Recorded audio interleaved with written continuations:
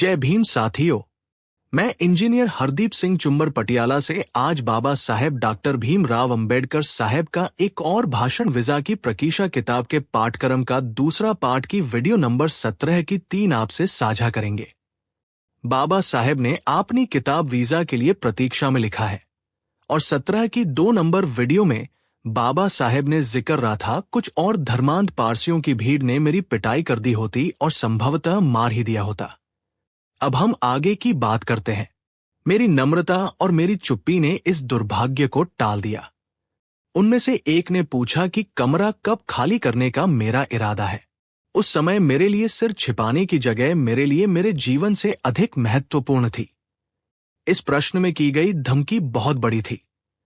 तो मैंने अपनी चुप्पी तोड़ी और निवेदन किया कि वे मुझे कम से कम 1 सप्ताह और रहने दें, क्योंकि मेरा विचार था कि मैंने मंत्री को बंगले के लिए जो अर्जी दी हुई थी उस पर इस बीच में मेरे पक्ष में फैसला हो जाएगा। लेकिन पारसी कुछ भी सुनने को तैयार नहीं थे। उन्होंने अंतिम निर्णय दे दिया। उन्होंने मुझे शाम तक सराय से चले जाने के लिए कह दिया। उन्होंने गंभीर परिणामों की धमकी दी और चले गए। मैं असमंजस में था। मेरा हृदय अंदर ही अंदर बैठ रहा था। मैंने सबको कोसा और फूट फूट कर रोया।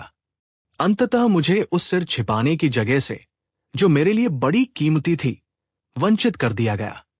यह एक कैदी की कोठरी से अच्छी जगह नहीं थी, लेकिन यह मेरे लिए बहुत कीमती थी। पारसियों के चले जाने के बाद मैं कुछ देर तक बैठा कोई रास्ता ढूंढने के बारे में सोचता रहा। मुझे आशा थी कि शीघ्र ही सरकारी बंगला मिल जाएगा और मेरी तकलीफें दूर हो जाएंगी। मेरी समस्या अस्थायी समस्या थी और मैंने सोचा कि दोस्तों के यहां जाना अच्छा होगा। बड़ौदा राज्य के अछूतों में मेरा कोई मित्र नहीं था, लेकिन दूसरे वर्गों में मेरे मित्र थे। एक हिंदू था, दूसरा एक भारतीय ईसाई था। मैं पहले अपने हिंदू मित्र के यहां गया और जो कुछ मेरे साथ हुआ सब कह सुनाया। वो अच्छा व्यक्ति था और मेरा व्यक्तिगत मित्र था। वह दुखी और गुस्से में भी था। फिर भी उसने एक विचार रखा। उसने कहा, यदि तुम मेरे घर में आते हो तो मेरे नौकर चले जाएंगे। मैं इशारा समझ गया और मैंने जगह देने के लिए उस पर दबाव नहीं डाला। मैंने भारतीय ईसाई मित्र के पास जाना पसंद नहीं किया। एक बार उसने अपने साथ रहने के लिए आमंत्रित किया था, लेकिन मैंने पारसी सराय में ठहरना अच्छा समझ मना कर दिया था। मेरा कारण यह था कि उसकी आदतें मेरे अनुकूल नहीं थी। अब वहां जाने का अर्थ दो टूक जवाब सुनना था। इसलिए मैं अपने कार्यालय चला गया, लेकिन मैं ठहरने का स्थान पाने का विचार छोड़ नहीं सका। अपने एक मित्र की सलाह पर मैंने उसके पास जाने और उससे पूछने का फैसला किया कि क्या वो मुझे अपने पास जगह देगा। मेरे पूछने पर उसने उत्तर दिया कि कल उसकी पत्नी बड़ौदा आ रही है और वो उससे बात करेगा। बाद में मुझे पता चला कि यह बहुत ही व्यवहार कुशल उत्तर था।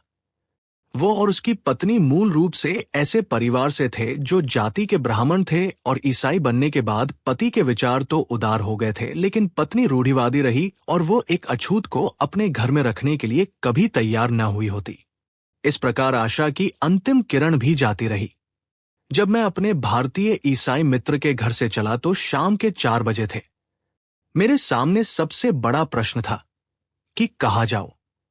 मुझे सराय अवश्य छोड़नी थी और मेरा ऐसा कोई मित्र नहीं जिसके पास जाता। केवल एक ही रास्ता बचा था कि बंबई चला जाओ। बंबई के लिए रेल रात को 9 बजे चलती थी। मुझे 5 घंटे बिताने थे, उनको मैं कहाँ बिताऊं? क्या मैं सराय में जाऊं? मैं सराय में जाने के लिए हिम्मत नहीं जुटा पा रहा था। मुझे डर था कि कहीं पारसी वहां आकर मुझ पर हमला न कर दे। मैं अपने मित्र के पास नहीं जाना चाहता था। यद्यपि मेरी दशा दयनीय थी, मैं नहीं चाहता था कि कोई मेरे ऊपर तरस खाए। मैंने कामथी बाग नामक सार्वजनिक उद्यान में 5 घंटे बिताने का निश्चय किया। ये उद्यान शहर और शिविर से लगा हुआ है। मैंने वहां कुछ समय खाली बैठकर बिताया। मैंने कुछ समय जो कुछ मेरे साथ हुआ उस पर दुख करने में बिताए और कुछ समय माँ बाप के बारे में सोचने में बिता दिए, जैसे बच्चे असहाय होने पर करते हैं। मैं शाम के 8 बजे बगीचे के बाहर आया। एक तांगे में सराय गया। सराय में ऊपर से अपना सामान नीचे ले आया। सराय का रखवाला बाहर आया, लेकिन न मैं और न ही वह एक दूसरे से कुछ कह सके। उसने महसूस किया कि वह किसी न किसी प्रकार से उसे परेशानी में डालने के लिए जिम्मेवार था। मैंने उसका पैसा चुकाया। उसने चुपचाप ले लिया और चला गया। मैं बड़ी आशा के साथ बड़ौदा गया था। मैंने कई प्रस्ताव छोड़ दिए थे। वो लड़ाई का समय था। भारतीय शिक्षा सेवा में कई स्थान रिक्त थे। मैं लंदन में कई प्रभावशाली व्यक्तियों को जानता था, लेकिन मैं किसी को तलाश नहीं पाया।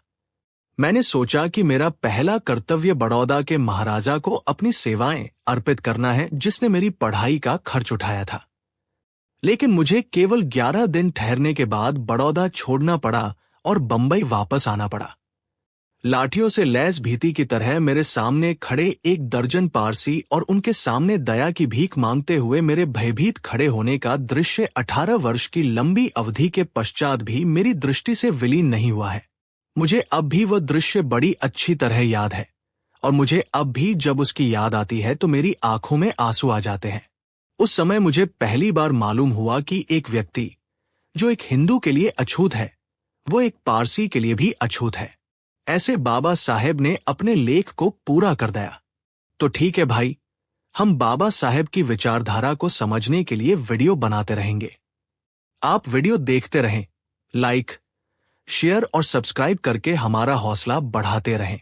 हमारा व्हाट्सएप नंबर है 9463601616। हमेशा याद रखें। मैं इंजीनियर हरदीप सिंह चुंबर आपसे इजाजत चाहता हूं। साथियों, जय भीम, जय भारत, जय संविधान।